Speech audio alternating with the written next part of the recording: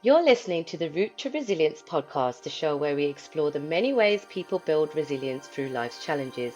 I'm your host, Anupa, and in each episode, we dive into stories, tools, and conversations that help us bounce back stronger mentally, emotionally, physically, and financially.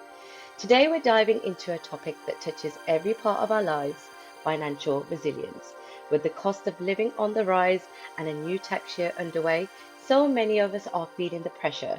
But what if instead of spiraling, we could shift gears and take small but powerful steps towards stability and growth? To help us unpack this, I'm joined by Renee Popplewell, the founder and face behind the Accountability Playbook, a powerful coaching framework focused on financial accountability and personal growth.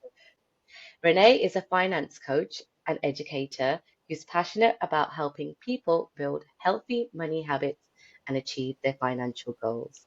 So thank you so much, Renee, for joining us. I'm so happy to have you on the podcast. Thank you so much for the invite, Anupa. I am so happy to be here, honestly. Thank you. Do you know what? I am really interested in this topic, and I couldn't think of anyone better to talk about money and finances. Actually, the one thing that I think would be good for our listeners is to hear about your story. Why did you get involved in this side of work? Because is this your background? Is have you always worked in finance? I've always studied finance and accounting, so it's always been a thing that I enjoyed as a discipline, but I've never actually worked in a core financial position. But I've always been fascinated by the numbers and that sort of that sort of headspace. I don't do this work because of the academic side. I do this because of my lived experiences. So yes, I would have studied and I would have probably known academically what should have been done. Yet still, I managed to do the opposite. So I, in my in my 20s, I made some really big. Dis, in my 20s, I made some really big decisions around money that weren't the most favorable for my financial future. And I think because I had known what to do, but still not done it, there was a lot of shame and guilt and all the emotions that come up with making poor financial decisions. And I had to go Yeah, back to my fundamentals, my basics, my practices when I was a teenager, doing better with money and think, okay, what does Renee need to do to get out of this? Because she can. And within 18 months to 2 years, I had moved the needle from the shame, the guilt, to feeling I'm on track, I'm empowered, I'm brave, this could change, this could happen. And I've really not gone back there yet. And I've really not gone back there since because I now have the principles, not just academically, but now practically to stay out of the financial challenges. Yes, life will throw curveballs, yes. But of when you course. have those fundamentals, it's very easy to go back into what you know will work and stick to it. I think that lived experience is the best experience, right? And unless you've lived it, you're not going to be able to learn and grow. So I really like that you're putting what you've learned throughout your life into practice and now you're helping others. So I think that gives you a huge amount of credibility and well done for, showing up in the way that you do and helping people. I think that it is a very much needed. I think that a lot of people are struggling. I think there's a lot going on out there. I've heard so many times that this is for international listeners. The UK is an expensive country to live in. It's becoming such a struggle. So I guess what I want to know from you is what does financial resilience mean to you, and especially in the context of the rising cost of living? What would you say about that? Yeah, well, I thought about this because I know you're all about resilience. And I thought, okay, if I'm coming to talk about finance, there definitely needs to be a focus on the resilience part of it. And people think finance and being good with money is about having savings or having investments or, living below your means. And yes, those are all true. When I think about resilience, I think about when life throws a curveball at you, Mm, what do you do next? Because if you're not flexible, with your money, with your strategy, when life throws a curveball at you, then we got to focus on the resilience part of it, because life Mm, will life. We have job losses, we have divorce, separation, we have bereavement. And no matter how much savings you have in your account, if you don't have that resilience to say, okay, fine, life has not been favorable right now, but I understand how to navigate this difficult period financially, mm. that's what I want to focus on, because it's no point saying save money, build it up in your account, and when life happens, you end up spending it anyway, or it doesn't really help you to the next level, if that makes sense. Yeah, that makes a lot of sense. That makes that makes such, do you know, as you were speaking, I was thinking about, of course, myself and my situation. So I used to work in a full-time job. Now I don't. I don't have that security of the paycheck, that monthly paycheck. And one thing that I've kind of come to terms with it just now after 1 year of not having that security. And I've started to realize that actually, in fact, I just had an attachment to that money coming in the way that it did. But that doesn't, I've had to build a lot of resilience in that sense. But it wasn't that I didn't have money and I was worrying about not having money. Actually, it was the attachment I had to having money. And I think that's been a real big learning curve for me.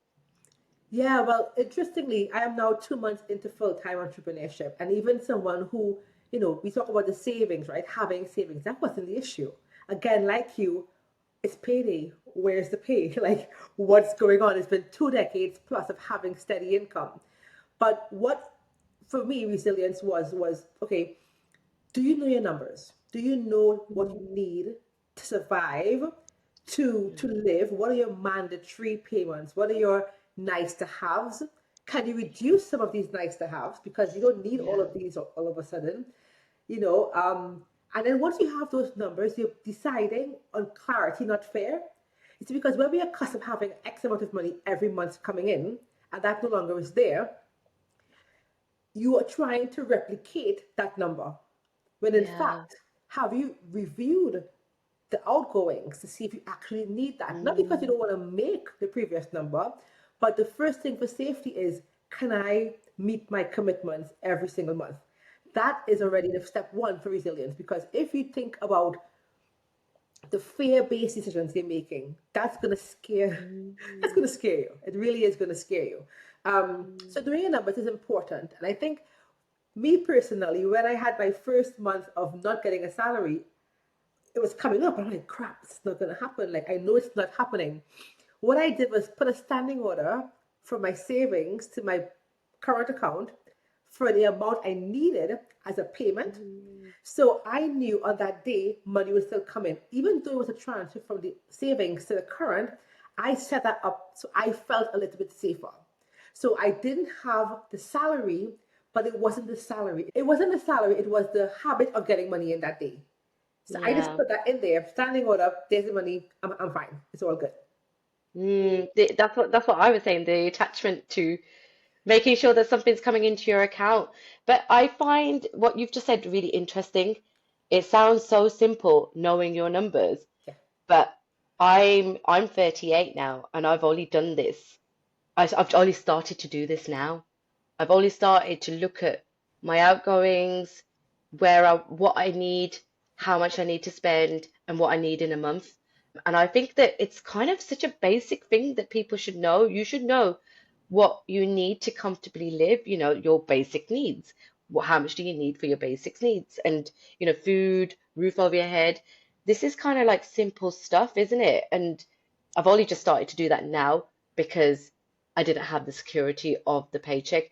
And I was actually stunned to find after doing, checking my numbers and seeing how much I need a month, I was actually stunned to find that I needed a lot less than what I was getting paid.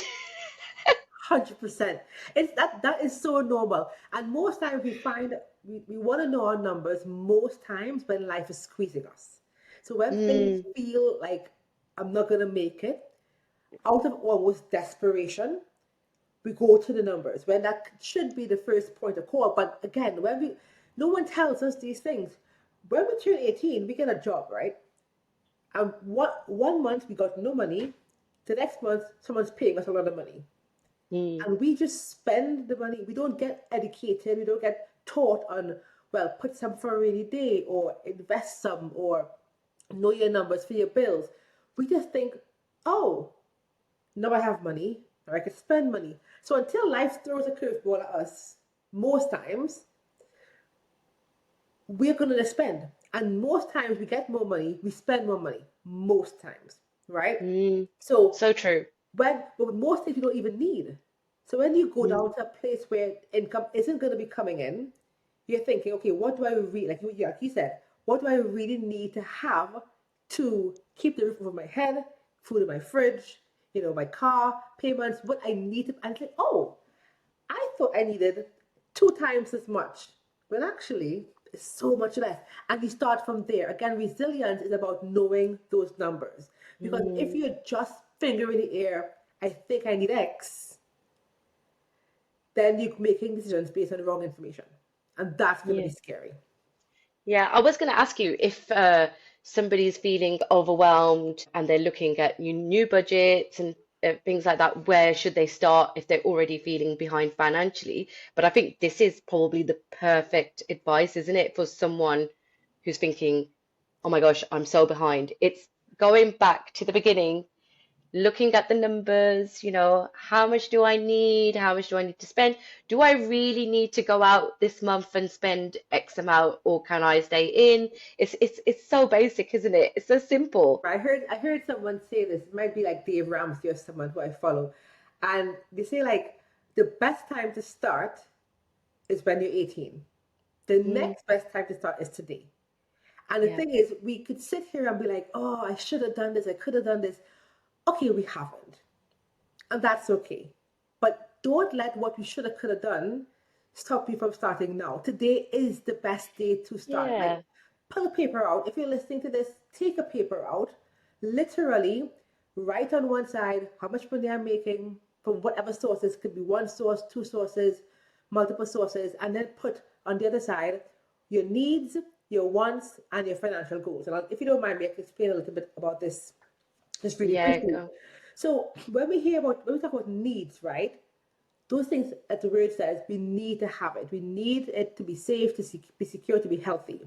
So food, shelter, those things we need to engage in. Also, your debt repayment. So if you have a contractual obligation to pay Mm, debt, your minimum payment for credit cards, your monthly installments for your loans, that's also a need because you contractually said you are going to pay it. Everything else will fit into a want because if it's Netflix, if it's YouTube Premium, if it's eating out, if it's what shopping, travel, those are wants. Now people say, but Ren, I need to have YouTube Premium because I can't take the ads. I get it. You like YouTube Premium. You don't like YouTube ads, but it's not a need. So we need to be really honest with what needs are and what wants are. yeah, Honesty is a big part of this conversation. yeah. I'm not saying don't have the premium, just put it in the correct place. And then we have financial goals. So what do we want to do? We want to pay extra money on debt repayments. That's a financial goal. So the extra money paid there is a goal. If we want to build on savings, if we want to pay off debt, or whatever Mm, the case is, I didn't say that before, but that's the goal. So you have these three categories. So when you're listing all the expenses, don't just list them out. They have different priorities. And based on mm, that, when money becomes more and more limited, when you compare income and expenses, you start from the bottom and take up the things that are least priority to you until that budget balances out. Take it out. Because we think we need something because we're used to it. But when it mm. comes to it, it's not actually a need. So that's why I will say start with the basics, income, expenses, and categorize them based on your needs and your wants and your financial goals. And you will Mm. see clearly what needs to be done. Yeah, I really like how you categorize that. I've never really thought of it like that. And I think that's really, really helpful. So thank you for sharing that. One thing that I was thinking about when you were talking about the categories, you said you have to be really honest. And I think this is one of the interesting things because when I had to look at my numbers, I did find that I was lying to myself a lot. I didn't want to be honest because I did want the nice things. I did want to go out and spend a lot of money and, be a bit reckless. So I guess where what we're going into now is it's not just numbers, right? There's No. something deeper there. There's something deeper going on. And so, as for example, me being reckless and not wanting to be honest about my numbers and how much I actually need. What is happening there? What is the emotional side there? What is the mindset? Well, we see, that's a great question, right? Because we see splurging or spending on nice to haves as reckless. So you've already categorized that as being reckless. So Yeah. you're almost saying, I shouldn't have nice things, which means I'm reckless. And because there's a negative connotation, you will try to sneak it in because you really want it. I'm not Ah. saying or suggesting that you don't get nice things. I'm just saying put it in the right category so you can make the right decisions. Because I always tell my clients, we're gonna find fun in your budget. I don't care what it is. Some people get to do their eyebrows every month, and that's all they can afford. But we're gonna put something nice in that budget. Now, will they say it's reckless? Some might say that's not necessary, but you have to be motivated enough to keep at it, else you're gonna sabotage it. So we will always say identify what category it is, and then have an honest conversation about, do I really need to have X amount of money in my budget for this activity? Because think about calling an Uber, right? Let's think about that. Mm.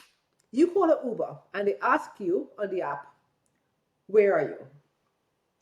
Because you're trying to get to point B and you say, I'm at point A. Where are you? If you don't tell the Uber where you are, Mhm. they cannot find you to take you to point B. You have to be honest. You can't say I'm at the corner when you're actually down the street. You gotta say Yeah. I'm at the corner, right?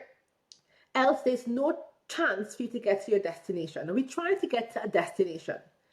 And it starts with, hey Uber, I'm here. Or hey self, I'm here. That looks like I'm in debt by X amount. My credit score is in the poor range. The people are knocking my doors to take away my stuff because I haven't paid my bills. I lost my job. It looks like that, but be honest. Mhm. Be honest because it doesn't. Without the honesty, where are we going? Yeah. Where are we going? And it's uncomfortable. But we have a way of judging ourselves, making ourselves feel wrong for our past decisions.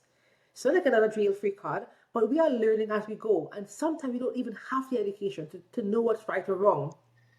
When we realize what's right or wrong, we feel it's too late to change it. So we just continue the pattern. So it's really a cycle of, hey, we can short circuit this pattern and change the narrative. We don't have to continue this cycle. But it's a lot of shame. A lot of emotions go with negative ones go with not having your money right. Mm. So we're gonna hide it. We're gonna hide the stuff. It's that I haven't got my shit together and I don't want anyone to know that I haven't got my shit together, isn't it? And 100%. there is a lot of like people are in the red, like people are in debt, but they just sort of like brush it under the carpet, and it's like, oh, if I don't think about it, then it's not really there. It's Correct. that kind of thing, isn't it? It's that kind of thing that's going on. But I always found it really interesting how you can get somebody who might win millions, by playing the lottery and then the next day they've completely lost it all. I mean, what on earth is going on there? It's not That's yeah. madness. But it's not even a balance. Like the balance is a number. The bank balance is literally just a number. It's I've watched my parents. My parents had two very different mindsets. They both live in different countries. Mm. My dad, in my opinion, he did good. He did a great job. Paid, in the US, getting paid loads of money, and his language and his reality was one that he didn't have a whole lot. He'd always say, "I'm broke." I mean, I love my dad, But Dad, can I? I'm broke. I'm broke. Like it was just the language he used, and I'm like, okay, fine, fair. My mom, public servant, modest income. My mom never used the language that she's broke. I looked at my mom do budgets every month on a piece of paper. Every month I saw her, and I thought to myself, well, we don't have a lot of money. The income and it doesn't make sense. We should be broke. This doesn't make any sense. Yet still, I never did it out. I realized very early that it wasn't about how much money you made; it's how much of a good steward you are to it. It's not about the money. So you can get millions, you can have a modest income. If you're a good steward with good practices and good habits, that money will blow. Additionally, what I've seen is that people don't believe they're worth having big balances. They believe that their self-worth isn't such that they could hold that money. So they get rid of it. They don't have the belief in self that they could use this to actually propel them forward. Or because they make money mean so much, they try to externally validate that they're worth, but actually inside it's not there. Right? Yeah. So yeah, it's more common than not that people who have big winnings, be it lotteries, be it payouts, redundancy packages, settlements, etc. It's gone. It's Yeah. gone. And the education that needs to happen is about detaching your self-worth from your bank balance because that's where Mm, danger really happens. yeah. I think this is a really interesting conversation about self-worth being attached to money. Because I had this issue. I'm actually the opposite of being a big spender. If I've got money, I hold on to it. Like I just want it to sit in my account. So I have the opposite thing. I'm not sure what that's telling me about my self-worth. I thought about it and I thought that what it was telling me is that I'm not worthy of getting more. So be grateful for what you have and just hold on to it because you're not going to get any more than this. Yeah. But people think, we talk about abundance and scarcity, right? And that's really a mindset, not a balance, right? Yeah. So people think, oh, I'm abundant because I have money in my account, but the mindset is still in scarcity. I hold on so tight, I'm scared to lose it. And if you look back at, how we were socialized, I talked about my parents a bit, but we hear things like, I can't afford this. For example, you may have parents who constantly told you growing up, we can't afford this, we can't afford this. Two things could happen. You believe that so much, you take it into adulthood, and whenever you want to spend, your mind says you can't afford it, even if you can. Or you are so um, determined to be opposite to your parents that you buy Mm. everything. So there's no balance really, right? So, and it doesn't, I don't have the linkage between what that statement, for example, and what people do, but I do know that some people go one way and some go the other. Either way, Yeah. they've made that statement mean something to them. They've made that Mm. statement growing up. We can't afford this. Or on the opposite side, their parents spent so much money. They blew all their money and they think, I'll never do that. So they hold on to it or they spend like their parents. So what we Mm. see as children, what we experience as children, as young adults, we bring it into adulthood unconsciously. And we end up replicating or being repelled by this very little balance in the middle of what needs to happen for us to have a financially resilient life. And I think, again, back to the education, back to understanding, well, what does money mean to me? Money is a tool. Money is literally a tool to get you where you want to get to. That's it. Mm. It's not the thing. Yeah. It's not the thing.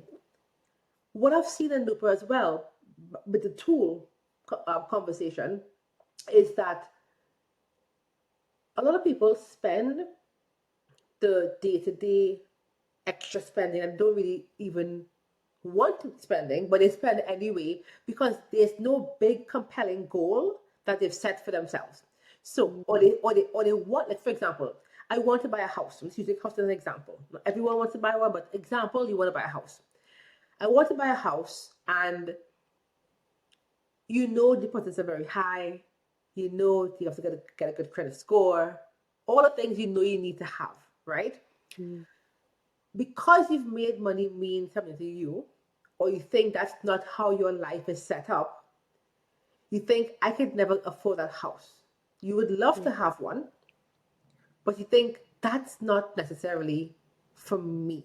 I would never be able to do that. So what ends up happening in many instances is that we end up transacting in day-to-day things. Like I might go shopping in the stores. I might buy a new car on finance. And you realize when you look at the math, and I've done this math a lot of times, right? The money you needed for the deposit towards the thing you actually genuinely want and love, you've spent the money on the day-to-day Ubers and Deliveroos and Zara's and all these things because it gives you those hits every minute, every time you transact, Mm. and because you've counted yourself out for the big goals. You see, we make the money, our current situation, determine what we can actually see in the future, do in the future. So right now I'm in overdraft. How can I buy a house? Well, it mightn't happen today, but if we have the right structures, the right things in place, the right tools, you can get to that house ownership in Mm. 2 years, for example. But we can't see so far in the future. We can't believe we can afford that because our self-worth isn't there. So we spend the money anyway on the simple little things that don't give us any satisfaction going forward.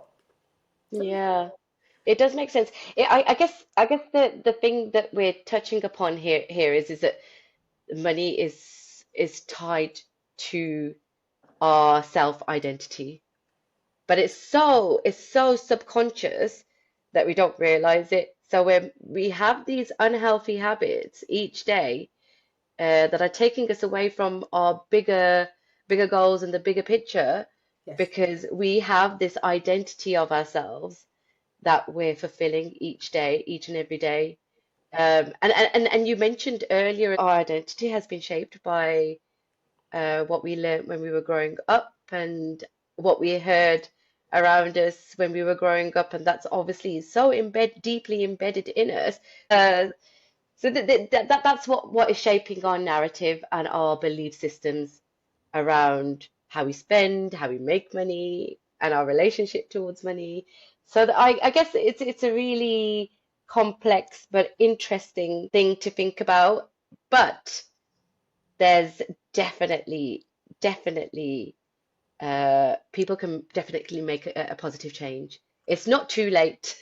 No, it isn't. I mean, I've worked with over 100 women now in the past 3.5 years, and I've not had what? No, I've not had. Thank you. I've not had one woman who hasn't taken a massive leap towards their finances. We think I could never.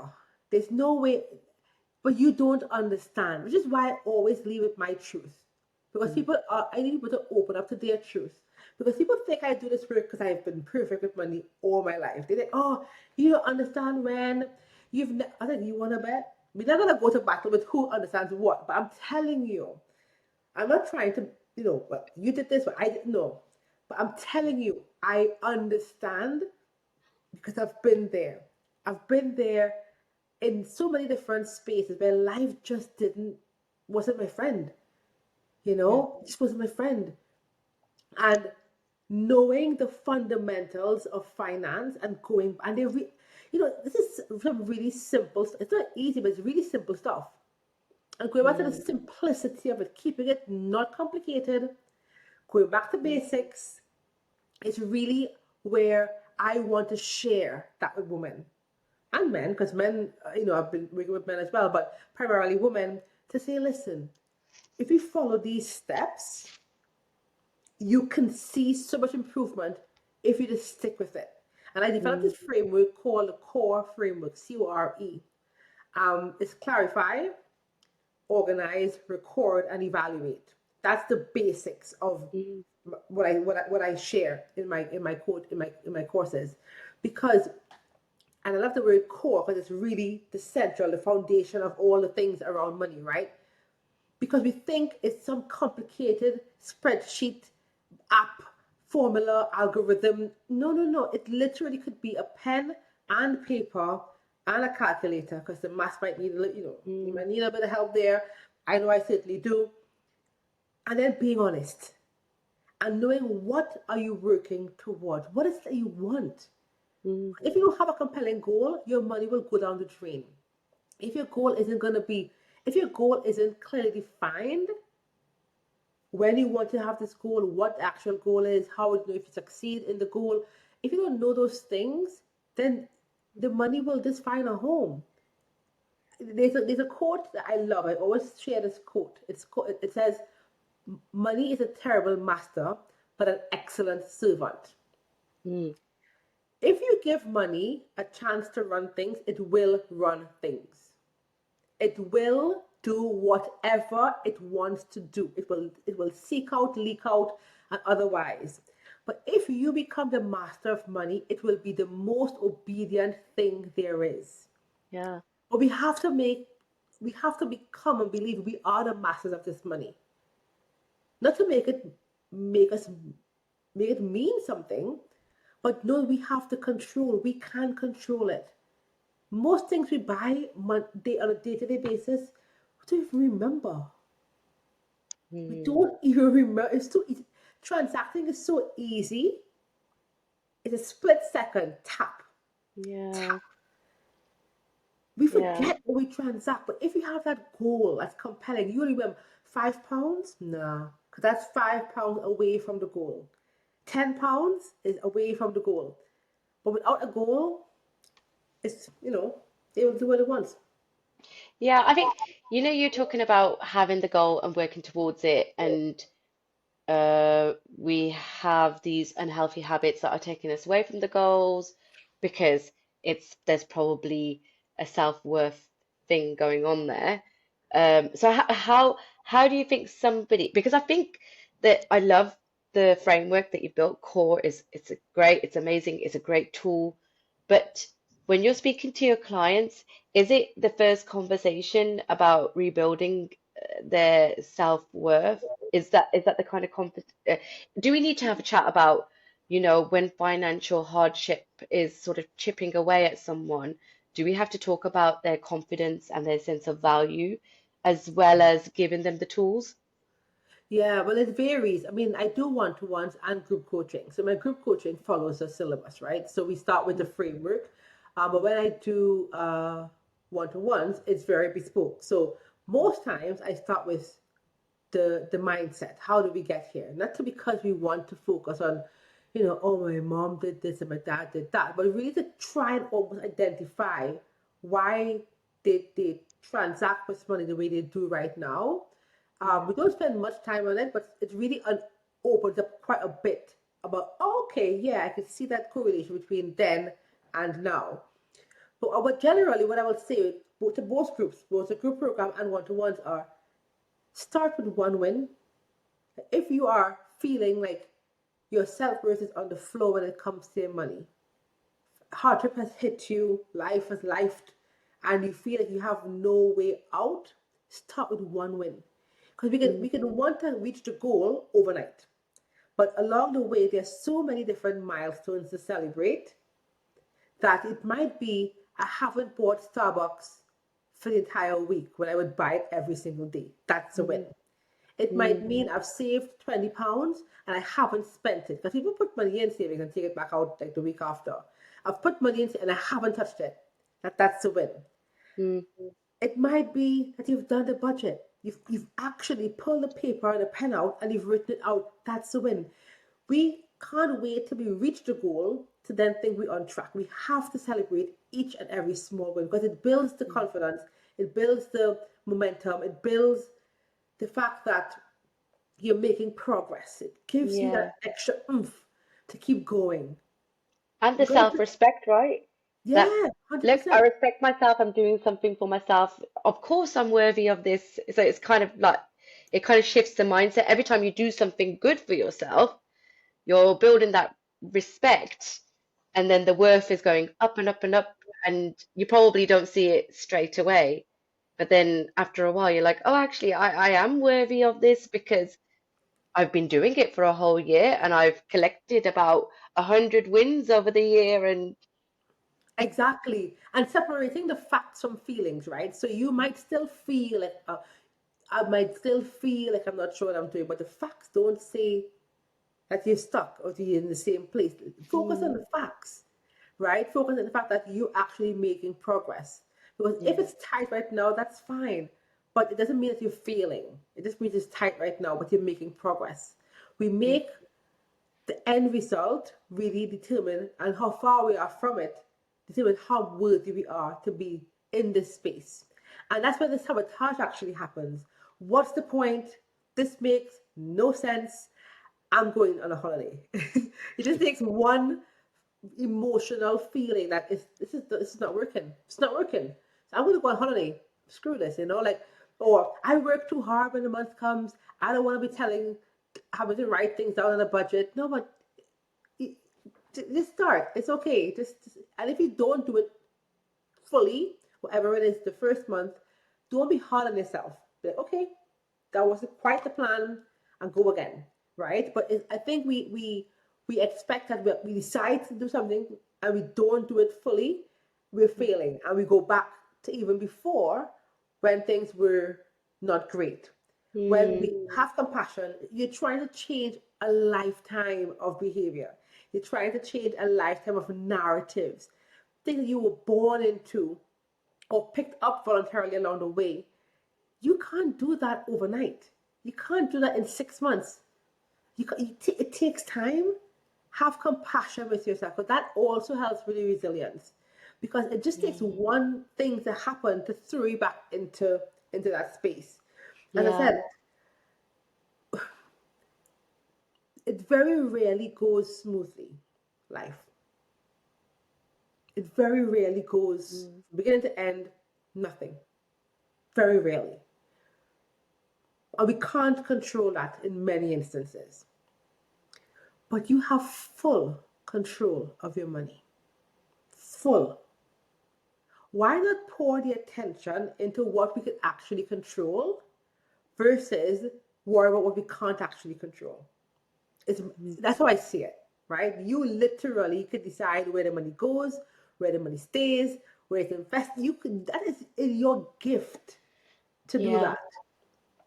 We make, yes, okay, we have bills to pay, we have prices rising, we have, cost of living is, yes, those are things that we cannot control. But even within that, you still decide every time you transact, do I transact or do I not transact? I was thinking in my mind that when I went from full-time to unemployed, because at first I was unemployed, my self-worth, it hit rock bottom, and that's when I came to the realization how tightly attached my self-worth was to how much money I had in my account. I felt so unworthy of anything. It felt so unworthy because I didn't have any money. But then I started to realize I do have control. And that's when I came up with the idea of, well, you could start your own business, you could make your own money. Why can't, there's so many people out there making money. Why can't you make money? And slowly, slowly, the narrative has started to change, and I have started making money for myself. It might not be some months, it might not be as much as others, but I'm bringing it in. So I really love how you say that, we have got control over not only how much money we spend, but also how much money we make. You just have to change the mindset to feeling, yes, I am worthy of this, and I do deserve this kind of happiness. Other people are doing it. Why can't I?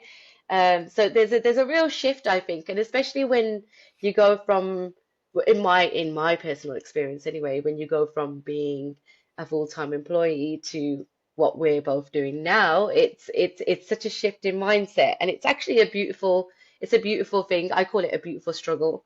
So it's taught me so much, and I've grown so much. But you also mentioned that, about rising rent, food costs. This is something that is happening a lot. It just keeps going up and up and up. It just seems to be a never-ending sort of increase. And people, I feel like, when I have conversations, I mean, you obviously will probably having these kind of conversations as well. People are just like, I can't keep up. So even when people are taking your advice, and they're hit with something, what do you then tell them? Because you admitted, like, life isn't going to go smoothly. You are going to come across challenges. So what is the advice then when somebody's thinking, I've done everything I can think of and I still keep getting this bad luck? Yeah, it's a good one. Um, you see, money isn't just money, right? It's safety, it's freedom, it's how we measure success in society, even wrongly so, but it's how we measure success. So when I use the word attack, when it's attacked or when it's not where it should be, because of how society sees it, because of how we allow ourselves to see it, it it's very difficult to detach from that. Mm, Um, because our sensibility has actually been shaken. So it really is a mindset game to separate our self-worth from our net worth. Yeah, yeah. we got to separate. They're not one and the same. One is just about the numbers, which we like to have a bit of money in there, sure. But our self-worth shouldn't be like, intertwined with what the balance says in our accounts. So we can't, I, as I said, life or life. So if it's excessive sort of activities happening in life that's really causing someone to struggle, there's very little we can do sometimes in my space to change that. But it is about saying, okay, what can we change? What can we influence? I encourage persons, what's your skills? What do you have? What are your skills that you can actually monetize? I always Mm, encourage people to have multiple streams of income. Having one stream is is nice, but I've never in my entire career of 22 years had one stream. Never.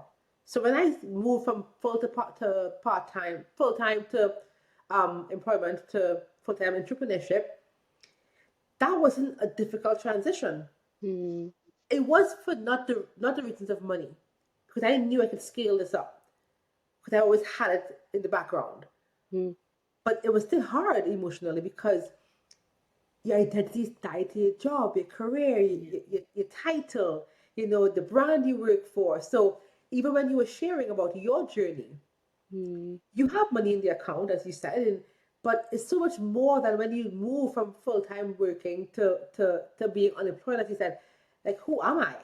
And it's yeah. not it's not the money. Like my last paycheck when I cried, and it wasn't. It was fine. It was the fact that I was grieving not being the senior leader in tech. That was my grief. So it hits us, life hits us differently for different reasons based on what we put Mm, our priorities on. But again, resilience means, what do you do to kind of almost offset that emotional mm, struggle, right? Um, so yeah, so I think it's not an individual, but I'll always say, back to the question you asked, is can we not rely solely on one income? We talk about mm, resilience here. Let's see how we can actually diversify it as you will in investments. If you're investing in investing your money, you wouldn't put all the money in the bank. You put some in maybe ISA, maybe you might buy a property, you might put some in some stocks and bonds, whatever the case is. You diversify that investment portfolio. The same with you and your earnings, because it's brutal out here. Out there is brutal, right? Like, we can one day the next day we're not. So how can we start to see, well, what are my skills that I can actually mm, leverage and monetize for myself? So if life threw me a curveball one way, mm. it might stumble, but I wouldn't fall flat on my face. I could actually now pivot and have this thing going for me so I don't feel a full impact or the full brunt of it. Yeah, I really love that because I was always very reliant on someone else to give me my money. And I think that if there's one thing that I've learned is that I have the power to change my own situation. I don't have to be reliant on other people. Of course, it's lovely to have support around you. If shit hits the fan, I've got X, Y, and Z that I can call upon. I think it's great to have a supportive network, but I think that one thing that I've really realized is that I can rely on myself and I have full trust in and belief in myself. And I think that's something really beautiful to learn that you do have control of your own situation. If you 100%. if you believe, if you just give yourself a chance and believe in yourself, I guess that swings right back to self-worth again, doesn't it? Um, so yeah, it's a really, really great conversation, this. Um, What I want to add though, Anupa, if you don't mind, one thing I realized in this journey, because I'm now 2 months in full-time business, so it's still very, very new to me, although not business, but this full-time entrepreneurial journey. And like with money, and we attach our self-worth to the bank balance, etc., a lot of my success, I interpreted it to be that seniority, that title, etc. And I went to an event on International Women's Day in March, and they had a panel there, and they said, "What does success look like for you?" And they asked a panel of women, and one woman said, "Rest." I'm like, "Rest? How do you mean? Like, rest? Like this? It doesn't make sense to me." But I was 1 week. I already knew I was going to be wrapping up full time. So I was already, mindset was already thinking, what does my new chapter look like? And I remember thinking, pondering on that comment that she made. And I'm like, rest? I would have all this free time. Like, I'm so used to being busy and needed and wanted and, demands to my time here and there. And these last 2 months, Anupa, I kid you not, success has shifted so much for me. What it means to be successful has shifted so much for me because, yes, I work hard. I continue to work hard. But doing purposeful work, one, is success. When I wake up in the morning, that is my success. Having a control over my own time, that's success. And I say this to say it's the same for money, right? Is that tool. We think that success monetarily is the bank balance. We think success is buying the nice cars and going flying first class and having all the fancy clothes. Sure. But when you look deep inside, is that really the success that you're looking for? yeah. Or what does society tell us looks like success? And I want people to ponder on that for a bit because I love my 9 to 5. I love my full-time job. Loved it. But you can also reframe, pivot, and find a new version of what it looks like to be successful monetarily. Mm, yeah. Because it's important that we understand ourselves enough to know what our priorities are. Because we could just be doing it for the external priorities of everything outside of us. I really thought that was what was success for me until I had to look inside and be like, no, that's not it. Yeah, this is something that I've really had to look at as well because I think for a long time I was following somebody else's idea of success. And it was, get a good job, climb the property ladder, make X amount in your account. And then I just thought, no, no, no, no, no, this is not me. This is not aligning with me. And it was just such a big realization that I've been living someone else's idea of what life should look like. Yeah. It was such a revelation. I'm so glad that after all this time, I've decided, oh, actually, I'm going to wipe the slate clean and, go on a different journey. And I've got to say, there's been no regrets, no regrets. There was Oh, one thing I wanted to ask you actually, yeah, sure. um, because I know what I think about the answer to this, but I wanted to see what your take was. No Do pressure. you do you think that money can buy happiness?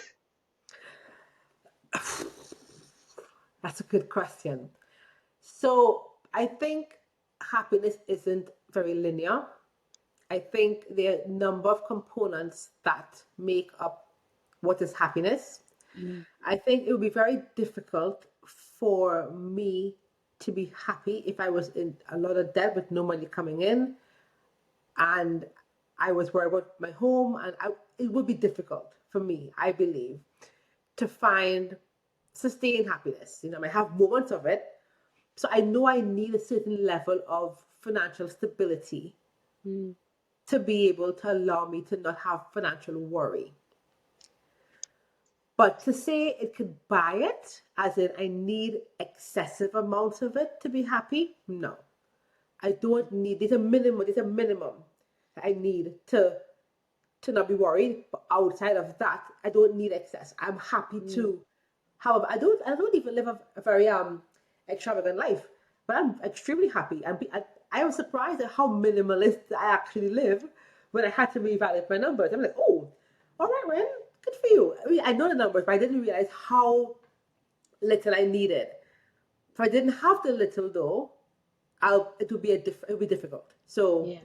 roundabout way of answering the question. So it doesn't buy happiness. However, I need a minimum amount to at least keep me in safety. Yeah, I like how you said the word worry. I think that's key. I think if you're worried all the time, of course it can affect your whole happiness, but it is basically worry, isn't it? If you don't have it, you're gonna worry, and you don't want to be worried, you want to be comfortable. So yeah, that makes a lot of sense. Yeah, So but it's hard to be happy and worry. It's hard to be happy when you yeah, worry all the time. right.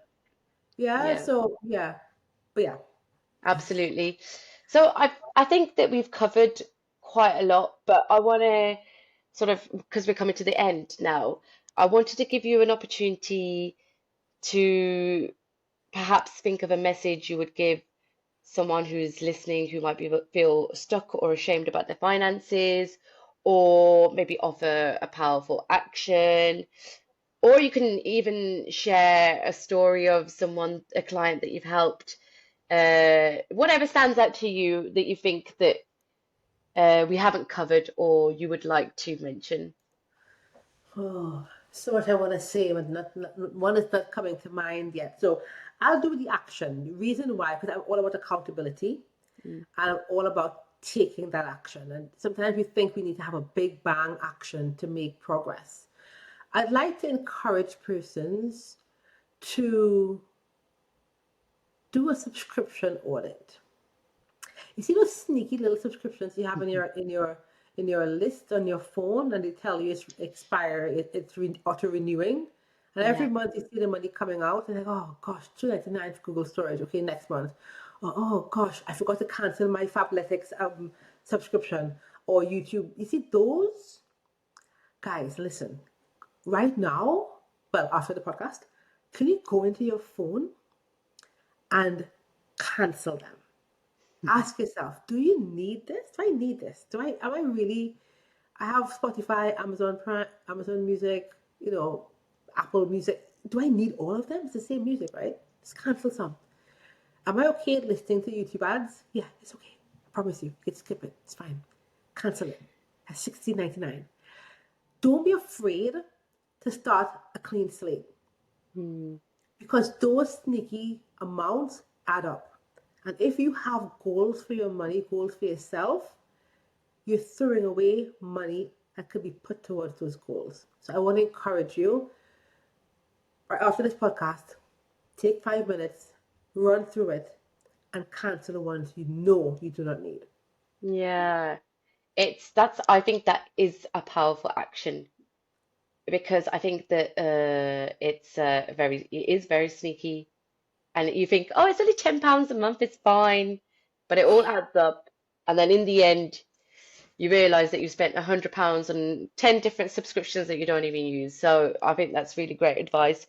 So I think before we end the podcast, would you like to let people know about how they can find you if they need some financial support or coaching around this topic?